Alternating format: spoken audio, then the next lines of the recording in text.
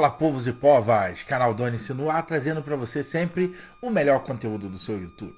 E hoje, gente, eu venho aqui relembrar com vocês, porque nesta segunda, dia 22/5, estivemos no canal Pop Verso para falar de filmes históricos e desmistificar aquela liberdade poética que Hollywood sabe colocar. Gente, foi um debate incrível com nossos amigos André, né, e o Ed Persona. Indico a vocês passarem lá, não esqueçam de se inscrever, tá? E fazer parte do Pop Verso. Para você que gosta de filme, vai amar aquele canal, tá certo? E hoje eu quero trazer um trecho desse bate-papo incrível para vocês, né? Hoje não teremos por trás da história, mas eu queria deixar para vocês um pedaço dessa live que foi incrível e queria compartilhar com vocês. Aqui nos comentários temos o link da live inteira, tá certo? Após a nossa vinheta, solta aí, tia Nádia. Junto com a Linda Sombra! Eu sou a vingança. O Homem de Ferro. Mas, gente, vamos falar agora de 300, que eu não podia encerrar essa live sem falar de 300, né? Porque eu adoro discutir sobre 300, Lembrando que o filme do Zack Snyder, que estreou lá em meados do início dos anos 2000, é um filme baseado numa graphic novel escrita pelo grande Frank Miller, né? O cara que é responsável por revolucionar os quadrinhos aí, ao lado do Neil Gaiman, ao lado do Alan Moore, tal, e o cara que escreveu Batman, o Cavaleiro das Trevas, entendeu? Que é simplesmente a melhor história do Batman que já escreveram até hoje. É muito boa, muito foda, muito incrível. Você pode até se incomodar com o traço, mas com a história não tem como. A história é muito foda, né? Batman, Cavaleiro das Trevas é muito foda, sabe? E aí, então, ele pega relatos da famosa Batalha das Termópilas, né? Quando Leônidas e seus 300 homens enfrentaram um exército que eu não sei quantos persas tinha, mas tinha persa pra cacete lá, né? Tentando ali deter uma expansão daquele que seria então conhecido como o maior exército do mundo na época, né? E aí o grande Frank Miller cria toda aquela história que, se você ler a graphic novel e assistir o filme praticamente reproduz a graphic novel nas telas, entendeu? O que o Zack, talvez isso tenha até credenciado o Zack Snyder para depois dar continuidade no universo de si lá que a gente conheceu, que não deu tão certo assim. Mas em 300 o cara acertou e acertou na medida como filme, como reprodução da graphic novel. Agora nós vamos discutir com o Jones aqui quais são as verdades históricas dessa história. Que primeiro, né, os espartanos de repente não eram tão viril assim, né, rolava umas cantorias, umas florzinhas nos cabelos ali que eu tô ligado, né. E segundo, não tinha uma roupa para aqueles caras aí combater, não. Os caras tinham que ir de sunga de couro e de toalha vermelha amarrada nas costas, velho. Era pior do que isso, André. Não, os caras não iam lá. Não, porque eu não ia pelado lá lutar, né? Era pelado.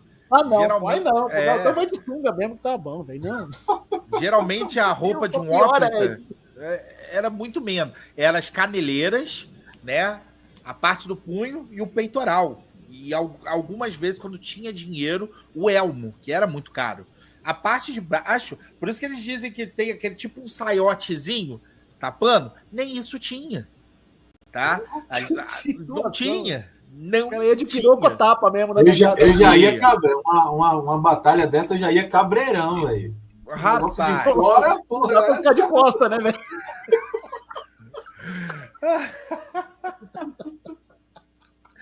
Cara. O escudo vem pendurado nas costas, né, velho? Que você sabe, né? Piroco tapa também. Então, rapaz, sai da frente. Assim, é muito. A visão que nós temos dos espartanos é muito romantizada por causa das HQs, né?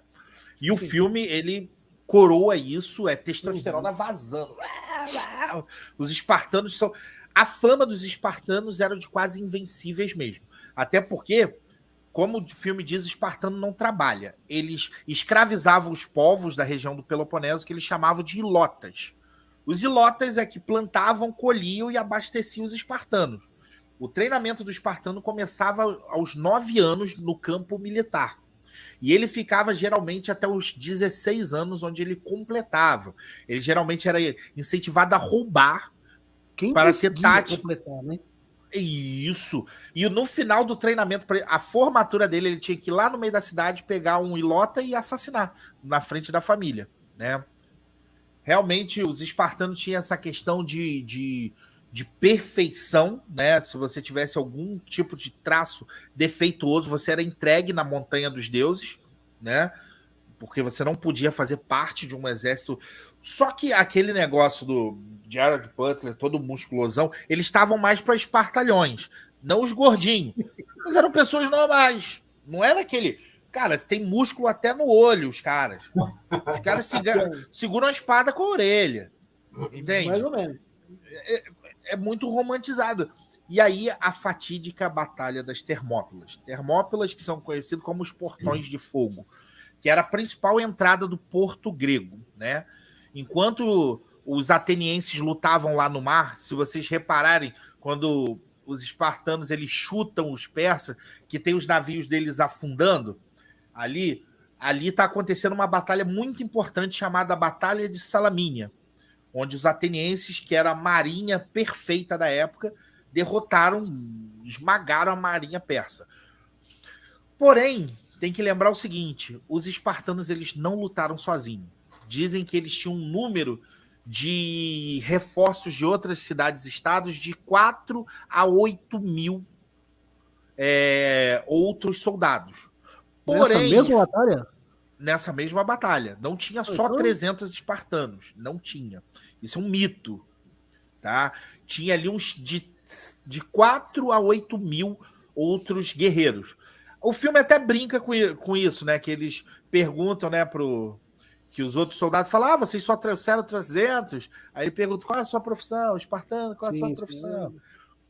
Só que os espartanos eles vão aguentar nas Termópilas 2 dias e meio. Um acúmulo de batalha ali. Realmente, você afunilar foi isso é historicamente muito correto, e dizem que os persas tinham 100 mil homens. Ali eles tinham no máximo 60, 50 mil homens, tá? Mas ainda assim é um contingente considerável para você segurar 2 dias de batalha ainda com, sei lá, vamos colocar aí 10 mil cara que seja, entendeu? Que é muito, 10 mil, né, nem tinha 10 mil. É um feito incrível, Só que o exército espartano já estava com muitas baixas, os outros abandonaram eles na reta final para proteger a polis, porque os persas conseguiram dar a volta na montanha, em um caminho mais estreito, entende? Então eles tinham mercenários e batedores que encontraram um caminho. Então a guerra, para você ter uma ideia, na última batalha, Leônidas, né, ele é um dos primeiros a morrer. Ele é um dos primeiros a cair na batalha final, e fica uma briga pelo corpo de Leônidas. Né? Os persas querem levar o corpo de Leônidas como troféu, e os últimos espartanos que sobraram foi um moedor de carne. Assim, matando para brigar pelo corpo de Leônidas. Então o filme, assim, ele é muito certo? Não. Ele tem muito mito? Tem. Mas a batalha, sim, aconteceu ali nas Termópilas, não foi quase uma semana, igual o filme pareceu, uns 4, 5 dias. Foram 2 dias e meio, tá? Os espartanos estavam auxiliados por pelo menos de 4 a 8 mil outros gregos. E lembrando o seguinte, depois da guerra greco-pérsica, começa a guerra do Peloponeso, que eu falei. E Atenas deu um pau em muitas batalhas nos espartanos. O filme diz que espartanos não se rendem. Em 2 batalhas, os espartanos pediram arrego e imploraram pela vida deles. Então tem muito... A única coisa que fazia os espartanos não recuarem é porque, pelas leis de Esparta, se eles recuarem, a família deles são mortas ou são desagregadas. Então não era porque eles eram corajosos demais.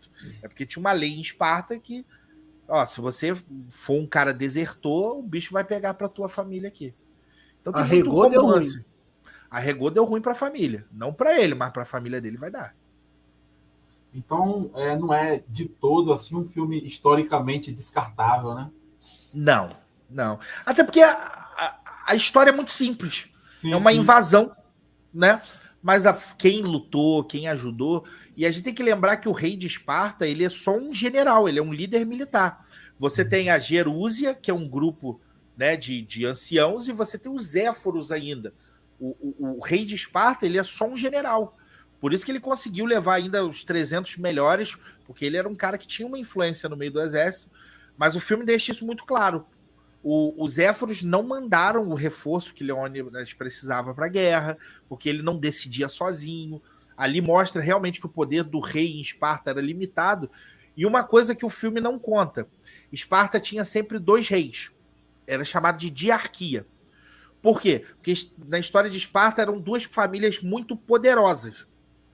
Então, para essas famílias nunca entrarem em guerra, eles sempre botavam 2 reis, um representante de cada família. E no filme você só tem o Leônidas. E o pezão de Leônidas lá é histórico?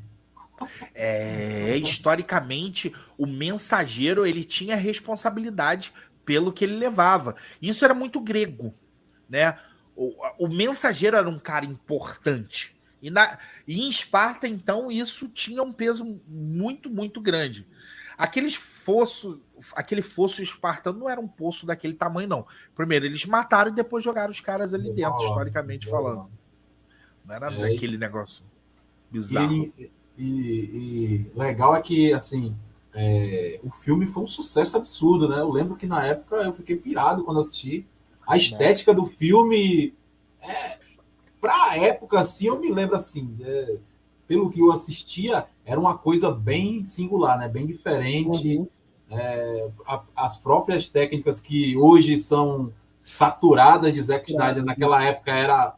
Eu lembro que Top, quando ele dava aquela pausa, lenta, tal, né? Nossa, o cara vinha com a espada que dava aquela pausa assim para você ver o membro sendo decepado o ali. sangue vindo na sua direção, assim, o na sangue tela, vindo, né? Toda a estética, né? É um filme que é cenográfico, né? É muito bonito esteticamente. E o filme fez um sucesso absurdo. E hoje, quando a gente fala 300, né? A gente fala 300, você inevitavelmente você já vai se ligar logo no filme. Acaba esquecendo até outras fontes, né? História. 300 remete logo pro filme. Então, é aquela coisa do filme também, quando faz... A gente falou de Alexandre, e talvez Alexandre, não sei, e a questão do vídeo que eu te falei, do historiador que disse que esse filme era uma desgraça e que não sei o quê. O Alexandre, por ele, assim, não ter feito um sucesso, ele acaba ficando ali, né? Mas o 300, ele sempre vai estar em evidência, né? Então acaba que se torna, assim, historicamente ou não um problema, né? Nessas questões históricas, porque é um filme que eu acho que não vai ser esquecido tão fácil assim, velho. Daqui a, sei lá, 10, 20, 30 anos a gente vai estar lembrando do 300. Uma curiosidade também no filme, não tem o Exército dos Imortais do Xerxes? O Exército dos Imortais existiu, tá? E ele só era chamado assim porque era uma guarda de elite de Xerxes, que Xerxes tinha tanto escravo, ele tinha tantos guerreiros escravos, que quando alguém morria, sempre tinha um substituto. Então parecia que nunca morria ninguém naquele exército. Aí ficou conhecido como exército, não porque os caras eram imortais. E aí a gente entra em outra curiosidade do filme, é que se você olhar no filme, tem pessoas monstruosas, tem pessoas, né, animalescas, os próprios imortais têm dentes de orques. Isso. Por quê? Porque os gregos, eles sempre olharam para o Oriente, isso era a visão eurocêntrica do grego. Eles sempre diziam que os orientais eram bárbaros, eram monstros. Era igual a visão dos portugueses quando chegou aqui nas Américas, aqui principalmente na parte do Brasil, né? Que olhava tudo como animalesco, né? Aquela visão eurocêntrica. Então o filme tentou passar isso. Não é que as pessoas eram, mas a visão dos gregos sobre aqueles povos eram de bárbaros, de animalescos, de monstruosos, entende? De pessoas muito mais estranhas. Metafórica, né? Uma coisa mais metafórica no filme.